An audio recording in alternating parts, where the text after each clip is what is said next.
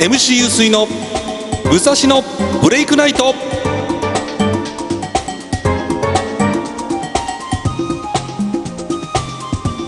はい、改めましてこんばんは、 MC ゆうすいでございます。いや先週ですね、すごくびっくりして、もう本当にありがたいというかですね、川越のぶらり旅をですね、こうラジオで紹介したんですけど、最初にこうアップロードしてですね、大体その一晩見てくれる方がいて、で朝ぐらいに見た時に15回ぐらい再生があって、いやありがたいなと思って、吉祥寺が22、3回再生していただいて、で17ぐらいだったので、よかったよかったと、埼玉のね川越だし2桁行ってよかったなーなんて思って、またしばらく仕事して、夕方ぐらいにですねまたちらっと見たらと思って、35回ぐらい再生になってて、これすごいじゃん、吉祥寺よりも抜いたと思って、でも本当ありがたいなと思って、でまたしばらくしてですね、寝る前ぐらいにですね見たらですね、ちょっと本当びっくりして、77回ぐらい再生されてましてね、いや本当にありがとうございます。でさらにいいねも押していただいて、でですね、待望のですね投稿をいただいて、ネットネーム、くもじいじゃ様、ありがとうございます。若松屋の本店は東松山市にありますよ、美味しいですよねっていうですね投稿いただいて、本当嬉しくって、ありがとうございます。なんか本当ラジオっぽいというかですね、もちろん YouTube でやってるんですけども、投稿をもらって本当に嬉しくって、川越ねやってよかったなという感じでございます。はい、本当にありがとうございます。でこれからまたねいろいろ行きたいなと思うんですけど、でも先週もそうでしたけどね、いよいよ梅雨本番というか、降ったり止んだりでね、ジメジメとした天気が続いて、で僕金曜日にですねちょっと職業柄ちょっとプールに入んなきゃいけなくって、プール入ったんですけど、久しぶりにねプール気持ちよかったんですよね。金曜日は31度ぐらいだったんで、天気も良かったんで面白かったんですけど、めちゃめちゃ疲れましたね。家帰ってからもう体中がやっぱ痛くって、いい痛みですけどね、心地よい痛みですけども、で いつもちょっとね、金曜日は少し土手あたりを歩きながらですね、ちょっと迷惑にならない程度にチューハイをですねちびちび飲みながら歩いてるんですけど、なんかもうその瞬間ぐらいからもうなんか周りっていうかね、頭が回るのが、酒がですね周りが速くって、これはやばいなと。で家帰ってですねまた晩酌して、でなんかまたね好きな、動画でも見ようかな、僕の好きなねこの映画のあなたの知らない映画の世界っていうね、ヌシさんっていうすごい面白い YouTuber の方のやつ見ようかななんて思った時にですね、なんかもう一口二口また飲んだ瞬間にもう眠気とすごいこうね、疲れが襲ってきて、もう10時ぐらい寝ちゃいましたね。いつもだったら12時ぐらいまで起きてんだけど、なのでもう健康的に土曜日の朝はねそれも早く起きちゃったりとかして、そういう風にちょっと梅雨がね少しこう明けるというか、30度ぐらいがねちょうど昔の日本の暑さぐらいで良かったですけどもね、でもどうやらねそのエルニーニョ現象なんつって、今年の夏もやっぱひどいみたいで、40度をやっぱ相当超えるみたいですよね。もうそしたらね日中は本当に怖いですよね。お仕事でねお外でなさってる方なんて本当にまた今年も十分お気をつけていただいて、とにかくねこう健康第一ですからね。で私もやっぱり去年からやっぱ日傘買いましたね。なんかね男で日傘ってなかなかこう違和感が昔若い頃あったんですけども、そんなこと言ってらんないですからね。なので日傘を Amazon で買うんですけど、やっぱり日傘を差すとですね日中すごい暑いけど、でもやっぱり少しは軽減されるというか、ただねこれがその困っちゃうことがあって、いい日傘をですね Amazon とかで買うとですね気がつくとなんかなくなってて、であれと思うとなんかね、娘がね、パパ貸してみたいな感じで、まあいいよっつって、その日に貸すとですね、もう大体もうなんか知らないで娘の所有物みたいになっちゃって、で結局自分が出かける時にですね、もう娘が先使っちゃってないっていうね、まあ結局いつもの帽子かぶって出かけるっていうのがあるんで、まあ、今回はね、ちょっとね、もう自分専用で、日傘を買って娘にはあげないぞって感じにしようかなと思っていて。ねえ、まあ僕も一回ね、ちょっと去年熱中症になったことがあって、あんまり水分取らないままですね、外出ちゃったもんで、急にめまいがしてですね、やっぱりこう倒れちゃった時があって、まあまあ大事には至らなかったんですけども、やっぱり怖いなっていうね、本当に気をつけたいと思ってます。さあ、でですね、今、僕が収録してる時に今、ワールドカップやってますね。まあ僕もあんまサッカーのことよくわかんないんで、にわかファンですが、まあ、でもこう日本代表がね、すごく頑張ってるっていうのはすごくいつも応援してですね、今年もね、オランダ、強豪のオランダっていうのはね、すごく、まあサッカーファンならずともね、すごく組織的で守備がすごい硬いと。で、すごくね、強いチームっていうのに、まあ引き分けでですね、まあ朝僕見てた時、ちらっと見た時は負けてるやばいと思ったんですけど、まあよくね、これうちのですね、娘が言うんですけど、パパが見ると絶対にどの勝負も負けるから見ないでって言われるんですよね。WBC もそうだし、僕が見始めるとね、敵が途端に逆転するんですよ。なので、もう娘が昔からね、その国際的な試合は絶対見ないでと。なのでですね、オリンピックのですね、羽生選手のスケートの時もですね、見ちゃダメだっつってですね、まあ、結果は大体テレビで見るっていうね。僕、それでオランダ戦の時にテレビ消して、やばいなと思って出かけようと思ったら、娘が起きてて、で、今負けてるよね、つったら、なんか点数入ったよとかつって、パパがさっき見たからじゃないのつって言われて、やばいと思ってですね。で、まあ、同点になって。で、今ね、ちょっと見てるとチュニジアに勝ったみたいですね。まあ、日本のね、ワールドカップ結構ね、いけるんじゃないですかね。なんか、サッカーに詳しい人に聞くと、まあ、そのモロッコがめちゃめちゃ強くって、まあ、これからの戦いもね結構ね、こう、気が抜けないというか。ただまあ、日本もなんかすごくいい、ね、今、黄金期というか、サッカーのね、こう、詳しい人たちに聞くと、まあ、本当にワンチャン優勝とかできんじゃないかっていうぐらいね、まあね、ちょっと三笘選手であるとかね、今、久保選手が少しね、こう、怪我で心配なところもありますけどもね、まあ、引き続きこう応援したいなって思ってます。まあ、あとね、やっぱり今ネットでね、まあ相変わらずの、相変わらずというかね、もう素晴らしいなと思うのが、まあ、スタジアムの掃除をしてね。で、まあ、結構ネットとかね、まあ、ひねくれ者の人たち、ひねくれ者っていう言い方もちょっとあれですかね。言い過ぎかもしれませんけど、まあ、そんな掃除すると、現地の人の仕事奪うだろうみたいなね、ことが言われてますけども、まあ一方でね、多分掃除って歩合制ではないと思いますしね、まあ、逆にその、ね、綺麗なまま始まり、綺麗なまま終わらせるっていうね、まあ、これは感謝の意味もあって、僕はいいんじゃないかなって思いますけどもね。で、まあね、さらに今、テキサスの方でやってんですよね。で、一時期まあ、その X で、お肉のね、バーベキュー、アメリカと日本でなんかいいなみたいなね、そのお肉を店合戦みたいなね、それですごく盛り上がって、今、ちょうどね、日本のサポーターがテキサスでそのバーベキュー食ってるっていうね、羨ましいなぁなんて思って見てますけどもね。まあ、そのアメリカっていうのは、まあ、その、いろんなね、サッカーも今やってますけども、僕がね、確か20年ぐらい前に聞いた話によるとね、20年前ぐらいは本当サッカーが人気なかったって確か聞いたことがあって、なんかもうよくわかんないイカダっていうか丸太を川に、池に浮かべてね、丸太のとこでくるくる走って何秒耐えれるかみたいなそういうレースがあるらしいんですが、それよりも低かったみたいなことを昔聞いたことがあって、まあ確かにね、その、アメリカっていうのは多分文化から即興に決まるスポーツ、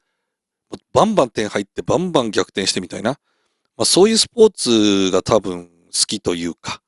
まあなのでね、こう、サッカーってそんな簡単に点数決まんないですもんね。なので、まあやっぱりアメリカ人としては、まあまあ決まんねえか、みたいなね。まあそれでもバンバン決まっちゃう、まあね、不動の今アメリカのスポーツ第一位というと、まあアメフト。で、今調べたら、まあ第2位、第3位がまあバスケと野球。まあ大体拮抗し合ってるらしいですけどね。で、4位がまあ北米でアイスホッケー。まあね、アメフトなんてね、結構ね、やっぱりなんかね、こう途中のライブかなんかね、こう休憩時間にね、エミネムがライブするとかね、まあそういうなんていうんですかね、アメリカで有名なラッパーだとかね、こう歌手の人たちが歌ってド派手なね、まさにアメリカっていう。まあアメフトっていうとね、今、僕の好きなね、オードリーの若林さんが、青天という小説がね、今、直木賞候補になってね、すごいなぁなんて思ってるんですけども、まあルールがね、でもなんかよくわかんないというか、まだ私も勉強不足で、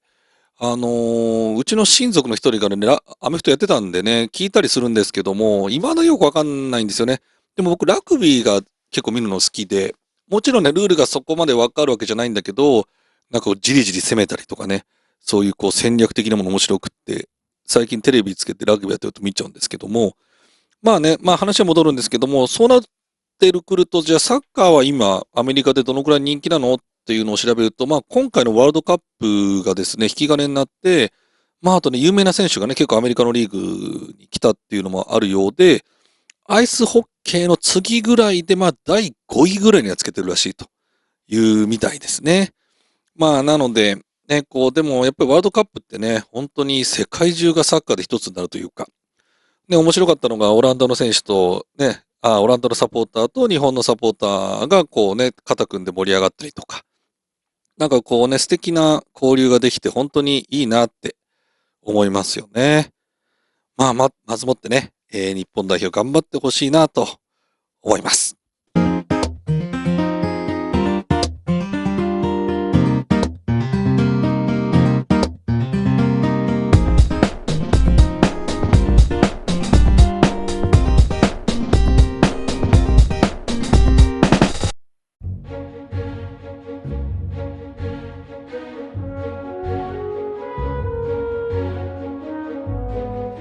さてですね、まあ今回なんですけども、まあ、本当にね、ありがたく、セブンティーセブンの川越のまあ、街のね、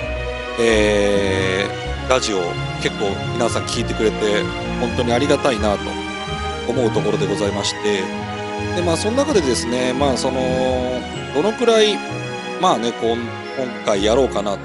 実は結構迷っていて、で、先週もね、やっぱり、ね、趣味インザハウス的なね、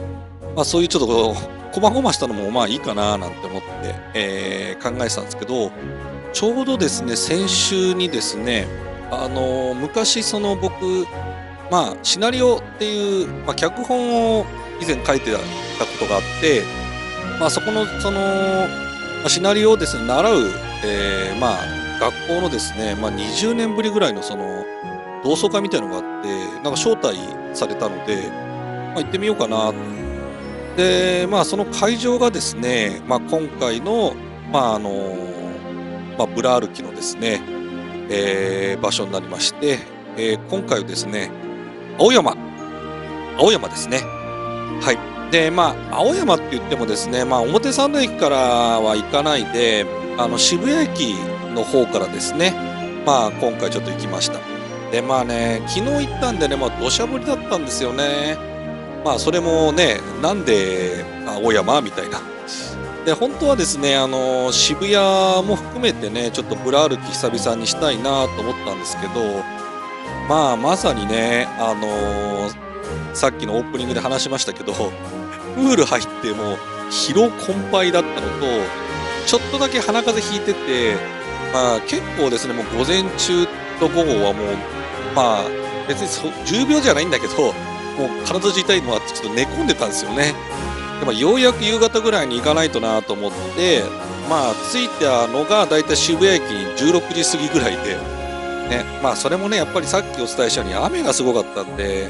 まああんまりね、こう動けるような感じでもなかったんで、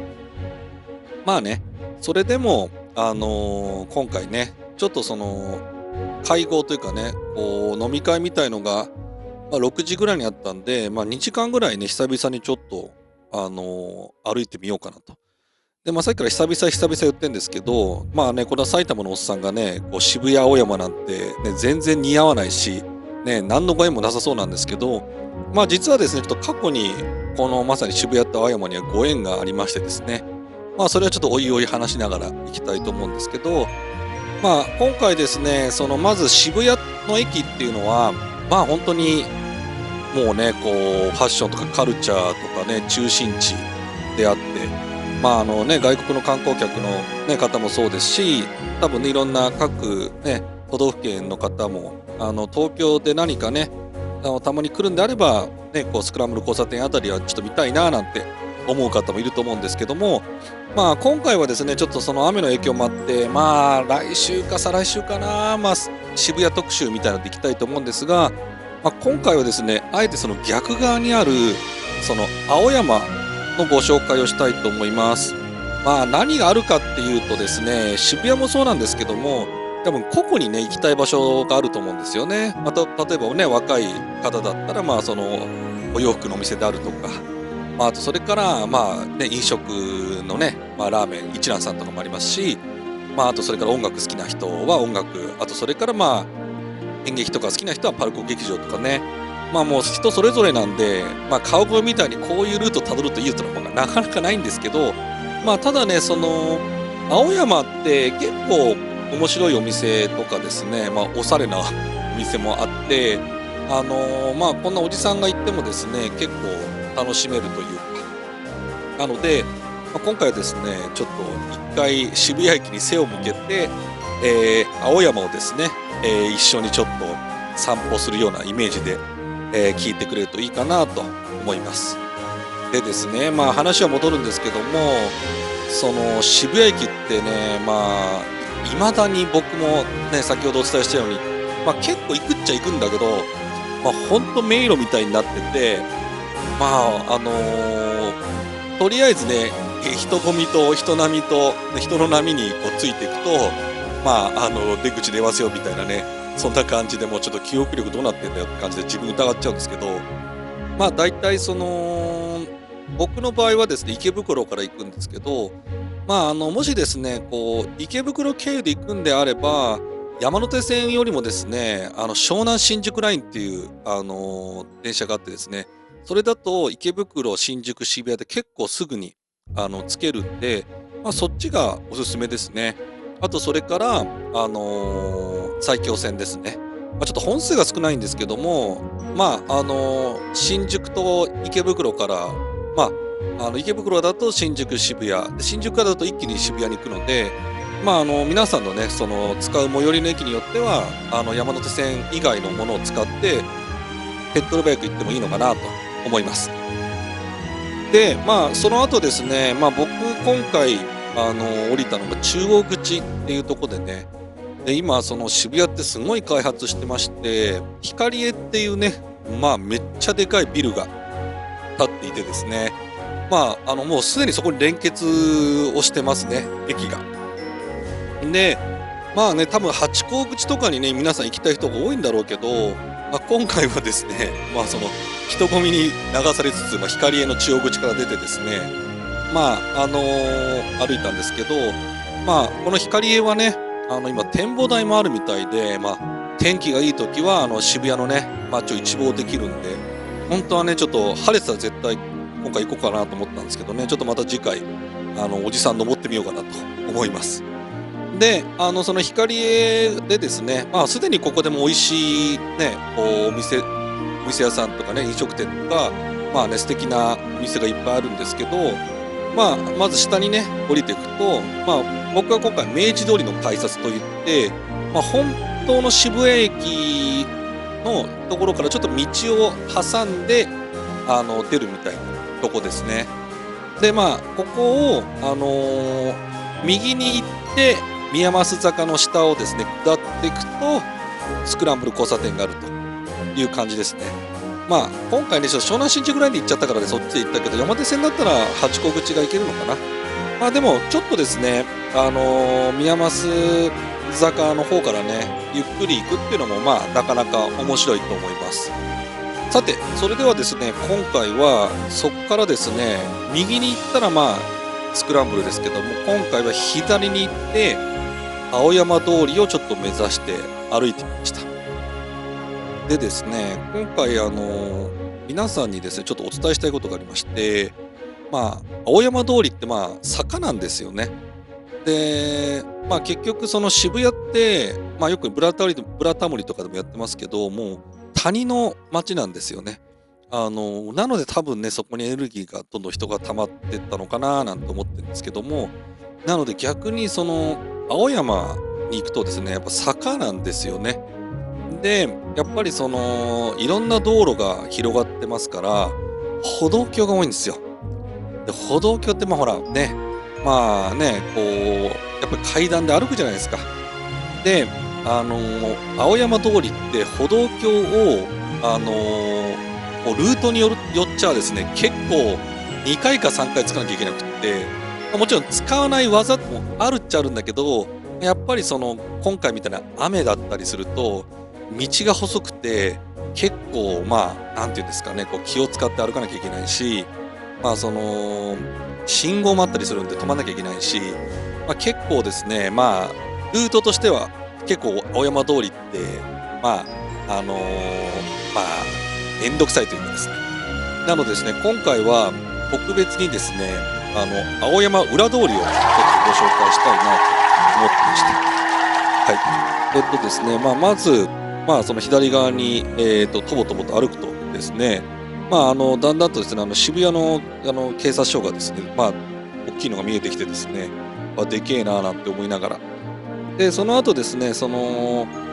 東そばっていうですね、これもすごく有名な北九州のね、豚骨ラーメンの、お店で、本店は確か1959年あたりのね、まさにこの前の若松屋さんの時代のね、焼き豚の時代ぐらいがあるみたいなんですけど、そのですね、本店から息子さんが、ちょうど僕がですね、24とか5の時かな、ちょっと東そばさんができまして、で当時はね、本格的な豚骨ってなかなか食べられなかったんですよね。だからそのテレビでも特集されて、もう連日もう長蛇の列でね、なかなかいつか食べたいなと思ってたんですけども、この前実はね、ちょっとちらっと、このですね、東そばさんに行ってですね、美味しかったですね。ギトギトとかね、もう臭い系の豚骨も僕大好きなんですけど、本当にスッと入るようなね、こう、なんていうかね、せせらぎのような豚骨で、いや、本当に美味しくって、もっと早く食べたかったなーなんて思いながら、で、おにぎりと卵がね、ついたりしてね、すごく美味しいんですけど、この東そばさんをですね、また、こう、左手に見ながら行くと、ですね、クロスタワーっていうですね、大きいビルがあるんですね。よく渋谷パンテオンなんて言ってたのかな。で、ここに第一関門の、歩道橋があります。ただね、今回僕のルートで行くと、この第一関門のこの階段だけ登れば大丈夫です。はい。あとは、もう基本的にはほぼほぼ信号もないですし、歩道橋も渡りません。で、ここをですね、登っていくとですね、間のですね、その、屋根がついている歩道橋をこう行くとですね、クロスタワーっていうところの、ちょっとしたこうですね、場所に着くんですけど、そっからですね、渋谷駅側を見るとですね、なんと、尾崎豊さんのですね、記念碑というか、石碑があるんですね。で、尾崎豊さんは青山学院だったので、帰りにですね、ここのそのちょうどクロスタワーの先にですね、少しこう、一望できる場所があるんで、若き日にね、ここでずっとこう夕日を眺めるのが好きだったようなんですよね。なので、亡くなってからそこをね、やっぱり記念碑として、尾崎さんがここですごく遠くの景色を見ていたっていうことで、いろんな碑文がね書かれてるわけですよね。僕もですね、中3の時に尾崎さんが亡くなって、その時に曲が流れてきたんですよね、テレビから。で、当時はね、その YouTube とかね、もちろんそういうネット配信がないんで、初めて聞いたわけですよ。で、衝撃を受けてですね、こんな曲あったんだ。15の夜なんてね、途中でなんか結構語りが入るようなね、今でラップに近いというかね、でもすごくそれで好きになって、亡くなったことをきっかけに僕も熱狂的に聴き始めてですね、ライブビデオを買ったりして、でまあね「オーマイ・リトル・ガール」とか「フォーゲット・ミー・ノット」とかね、あとライブの「ファイヤー」とかね、特に大好きなのが「ドライビング・オールナイト」、そしてねまさにねスクランブル交差点を、テーマにしたスクランブル・ロックンロールとかね、あとねお誕生日の歌を歌ったらきっと忘れないとかね、もう大好きな曲いっぱいあって、でだから僕もたまにね若き日はここで尾崎豊さんが見ているこの景色俺も見てるんだぜみたいなね俺が見ててね何なんだよっていうね、やっぱりね素敵な人が見ないと意味がないんですけども、碑文を見ながらですねしみじみ僕が若い頃はね聞いてたけど今の人どうなんだろうなと思って見るとですね、結構最近のその寄せ書きがあってね、若い人に受け継がれてると嬉しいなーなんて思いながらちょっと通りましたけどね。さあそしてですねそのクロスタワーを裏に、行くとですね一本道がありまして、さあここがですね、通称っていうのは勝手に僕は言ってるんですけど青山裏通りですね。ここは本当に道が広いのとやっぱり表通りと違って人がいないんですよね。まずこう上に登っていきたいっていう人、あとそれから雨の日とかね、そういうこう時はですねこの道は本当おすすめですね。でももちろん店が全くないわけじゃなくって、やっぱりそのおしゃれな店がねちらほらあったりとか、それからねおじさんにはねこう優しいねちょっと居酒屋があったりとかしてね、でそれをしっかり、歩いていくとやっぱりね素敵ないいお店がだんだんこう広がってですね、ジビエの居酒屋さんとかね、あとですね今回雨降ってんのにすごく人気でですね結構お客さん入ってたんですけど、何の店だろうと思ったら七屋さんっていうね抹茶のお店で、僕がね若い頃もちろんなかったんですけど、最近やっぱりできたようで、どんなお店かなと思って後々調べてみたら抹茶スイーツですね。抹茶アイスとか、チョコがね本当にこう人気らしくてですね、これ本当裏青山のね知る人ぞ知るお店なのかなという感じでね、ちょっと暑くなったらね食べたら本当最高でしょうね。でその後ですね結構これ若い頃からあった気がするんですけどね、こう中東の、重厚な絨毯が売っていたりとかですね、そんなのもありまして、でそこからもうまっすぐ行くともうすぐに青山学院大学に着きますね。はい、実はですね僕もう20年前ぐらいですね青学生でございましてですね、全然似合わないというね、渋谷のねこう青学に一番似合わない埼玉のね兄ちゃんが、青学に4年間いたんですけども、ということでねここのちょっと通りには若干詳しかったということでですね、で久々に青学を見ましたけどね、いやもう本当大きくなりましたよね。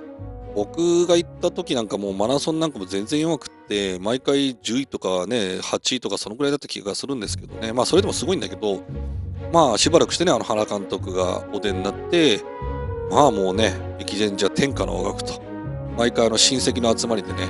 毎回ちょっと嬉しくなっちゃうんですよね。青学やっぱりね母校が優勝するということでね、一時期はね青学のその選手のなんかこうポスターみたいなの貼ってありましたけどね、それはなかったけどもやっぱりねその効果なのか僕の時代なかったね、なんか巨大なホテルみたいなのが建てたりとかね、青学さん儲かってんだろうななんてねちょっと変な言い方ですけども、はい、僕の頃はもう本当にちょっと言っちゃ悪いけども汚かったですからね。なんかもういやもう美味しいんですよ、学食なんか美味しかったんですけど、なんかもう地下のカタコンベみたいな感じでね暗くって、ちょっとねこう、ごめんちょっと本当汚かったですねはい、でもねもう本当美味しかったけどね学食はね、今回入りたかったんだけどさすがに卒業生だといって無駄に入れないので、今回はねチラチラ見ながら行きましたけどね。でね隣にね国連大学ってのがあるんですよ。もうなんかね城みたいなね堂々たるもんで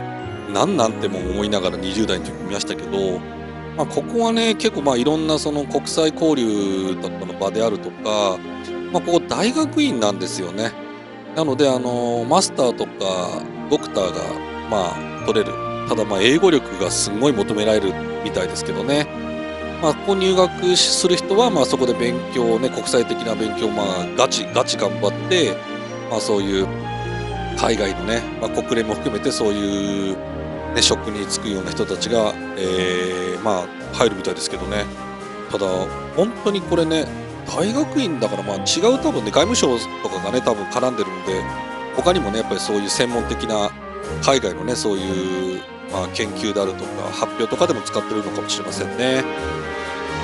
で、隣にあるのがね、子供の城って言って、青山円形劇場っていうですね、昔劇場があったんですけど、今はですね、ちょっと15年ぐらい前からね、ちょっと、耐震とかの問題もあったのかな。潰れちゃって、しばらくそのままなんですよね。ただ、どうやら2028年に着工するのかな。はい。さあ、でですね、この後、国連大学のあたりの近くにですね、ちょっとしたやっぱり飲食店のお店があって、今回はですね、ちょっと行けなかったんですけど、メキシカン料理のね、なんか結構流行ってるお店であるとか、あとそれから下にはね、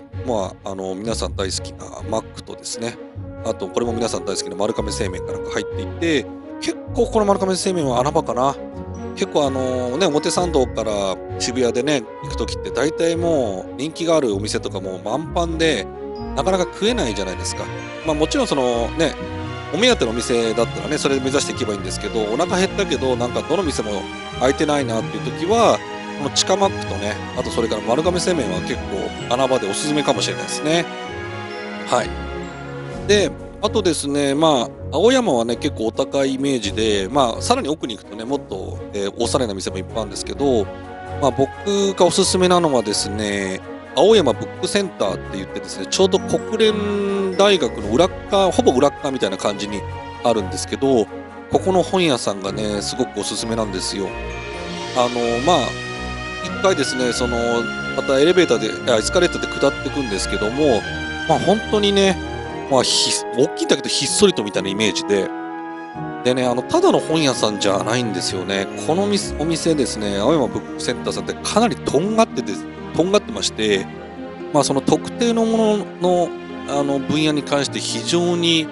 なんていうのかな、もう、多分日本一の品揃えなんじゃないかな。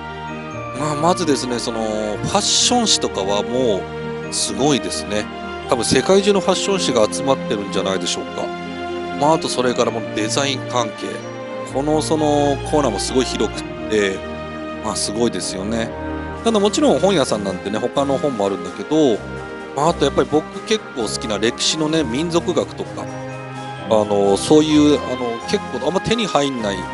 知る人ぞ知る最新の本がいっぱい並んでて、面白かったですね。今回も結局ここで一回僕止まっちゃってね、今、面白い、こんな本あんだとかね、この思想家の人こんな私の出したんだとか、まさにその哲学とか、そういう思想系のもいっぱいあって、で、また展示も面白いんですよね。入り口にこの、何々の作家何々さんおすすめの本コーナーみたいなのがあって、その作家さんがね、こう、好きな本が並んでるんで、こんな本あるんだとか、特にね、僕が今回、欲しいなと思って、手に取ったんですけどね、和食民族学っていうのがあって、で、絵ごとにですね、その日本の和食っていうのが、その世界の国の、古代からどうやって来たのかっていうのをですね、書いてあるんですよ。で、見たらですね、やっぱり今ね、日本人のその米ってどっから来たのっていうのが結構分かってきて、ね、中国のさらに奥の遼河文明っていうところからお米とかが来たと言われていて、それがちょっと図解で分かりやすく書いてあってですね、これ面白いなーなんて思って。で、そんなものを見ながらですね、で、さらにそれ Amazon じゃ買えないんですよね。青山ブックセンターさんでしか売ってなかったみたいでね、ちょっと買っとけばよかったなと思って、はい、後で Amazon で買おうかななんて思ってるんですけど、やっぱ本屋で買わなきゃダメですね。ということで、その辺でですね、すごい、いっぱい本を見ながらですね、もうずっと過ごしてまして、もちろんお子さんの絵本とかもすごく揃ってますよ。なので、青山通りにですね、お子さん連れていく何か機会があった場合は、ちょっとね、青山ブックセンターでね、お子さんに好きな絵本をちょっと一緒にね、選んで買うといいかもしれません。結構面白い絵本もありますね。はい。で、まあそんな感じでですね、しばらくするともう時間が来ちゃったんで、これからですね、まあ今度は裏青山を通らないでですね、青山通りを通りますと。で、まあここももう四六時中お店が変わるんですけども、まあぶらっと歩いてたらね、ちょっとびっくりしましたね。高級ランドセルの専門店さんがありましたね。まあ今ね、僕の時代なんてね、もうランドセルって言ったら男の子は黒、女の子は赤ですけどもね、今は本当色とりどりのね、素敵なランドセルがあって、本当羨ましいなと。で、どうやらね、その高級なね、多分ランドセルの専門店さんはですね、まあ、色もさることながら、ね、多分すごいいい革使ってたりとか、まあ、あとなんか紋章みたいなのが入ってましたね。すごいかっこいい。本当いいなと思って、僕小学生だったら絶対欲しいなって思うようなランドセルがあって、まあ、ただね、おじさん入れないんで、まあ、チラチラっとね、歩きながら見たんですけどもね。まあでも6年間使うものですからね、お子さんと、まあ、ね、イオンさんとかでもね、いいランドセルありますけども、まあちょっとね、こうせっかくの記念ですからね、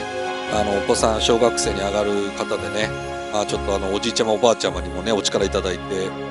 そういうねこう、まあ、記念のね、まあ、ちょっとうん十万円するかもしれませんけどかっこよくて、ね、子供もそれでモチベーションが上がってねお勉強とかもできればいいですもんね。だからこういうね高級ランドセルの専門店さんなんかもちょっとびっくりしましたね。であとそれからまああとはですねおしゃれなお菓子屋さんであるとか、ちょっと安心したんですけど、モーヤンカレーさんね。確かここでビュッフェ形式で好きなカレー結構食べ放題みたいになって美味しいんですよね。まあこういうね、ちょっと落ち着くね、もうおじさん大好きなカレーがあったりとか、まあその辺はちょっとね、すごく、落ち着ける、お店もあったりします。で、まあだんだんこう渋谷の方に下っていくと、まあ今回ね、ちょっとびっくりしたのが、まあ怪力屋さんって言ってね、京都にあるラーメン屋さんですよね。僕もとネギ大好きなんで、すごい食べたいななんて思いながら歩いてましたけどね。まあこの辺は本当にもういろんな飲食街があるんで、もう目移りしちゃうというかね、もういろんな飲み屋もありますしね。まあ本当はこの辺にですね、素敵な神社もあって紹介したかったんですけども、ちょっと天気悪かったんでね、またちょっと後でね、今後招待、できたらなと思います。まあそんな感じでですね、まあまた渋谷の駅前に戻ってきてね、まあでも本当にこの街はもう生き続けてるというか、もうね、上見上げるともうね、光栄ってやつですかね、もうすんごいでかいビル建ってて、まあこれでね、晴れてたらね、本当にもっとね、面白かったんですけども、まあこれからね、センター街を抜けるとね、まあまさにそういうお店もいっぱい、いいお店というか面白いお店もいっぱいあるんで、まあまた、近々ね、まあ、今回青山編でしたけども、まあ渋谷もね、ご紹介できたらなと思います。はい、という感じでですね、今回は、青山編でございました。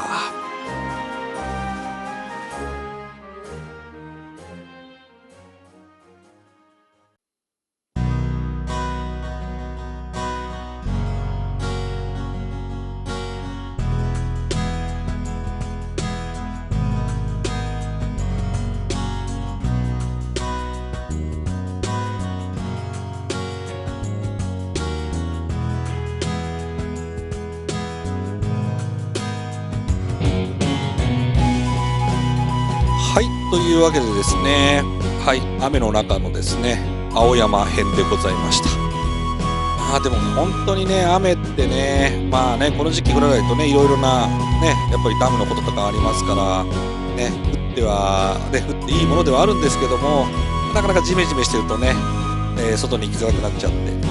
まあその中でもね、やっぱり久々に本当に大学以来、まあちょくちょく行ってるんですけども、青学の方には行ったのは本当に久しぶりでしたね。まあお店とかもいっぱいあってね、さっきのまさに抹茶のお店もあったりとか、まあこの街は本当に1ヶ月行けば全然違った顔になりますからね。はい。まあでもね、また晴れたらね、今度は渋谷編ということで、まあ渋谷って言ってもね、さっき言ったように各皆さんのね興味が違うんでね、まあベタなね8個見たってしょうがないんで、まあちょっとねなんか面白いところが少しあるんでね、まあまたどこかで紹介できたらなと思います。まあ、本当にね再生していただいてまあぜひね何かこう思い当たることがあったらですね書き込みかなんかしていただけると嬉しいなと思います。はい、それではですねまた次回お会いしましょう。さよなら。